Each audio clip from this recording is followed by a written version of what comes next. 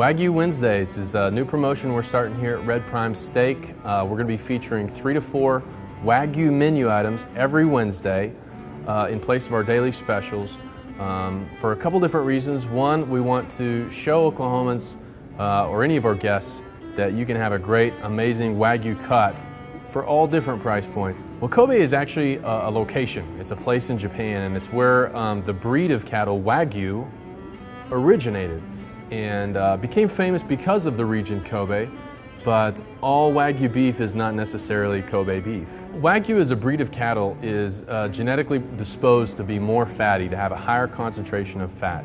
However, it's also a better fat for you. In the U.S., the USDA grades all of our beef on a scale of choice, select, or prime. In Japan, or with Wagyu beef, it's graded on a whole different scale. It's actually graded on a number scale. And if you were to try to correlate the two, to put this in perspective, the best cut of U.S. beef would be called prime, grades at about a 6 on this Japanese scale. The Wagyu breed starts at 6. So that's the worst cut of beef in the Wagyu realm, and it goes all the way up to 12. The way that beef is graded is based on a couple things, but chiefly it's the amount of marbling, which is the amount of fat that's riddled throughout the beef. And so if you ever get to look at a piece of meat and you look at it, you're going to see flecks of white running through it. How much flecks of white you see is how much marbling there is. And what that translates to is flavor. Fat is flavor. The more fat you got, the more flavorful the meat.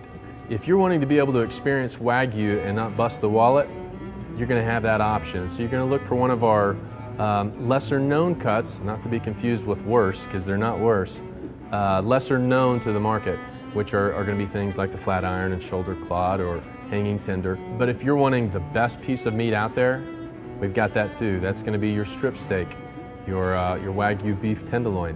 What we cooked up today is an Australian Wagyu with grades somewhere between a 9 and 11, and I don't know if you thought so, but I thought it was really tender. The beef tenderloin was a choice grade. That's an American breed of cattle that's graded at choice. And then right next to that we had a strip steak, which was prime. Prime is kind of the high end of what the USDA grade beef at. And then as the main comparison on the far right, we had the Wagyu, Australian Wagyu, which was also a strip steak, so that you can have a direct comparison between the amount of marbling between the prime strip and a Wagyu strip.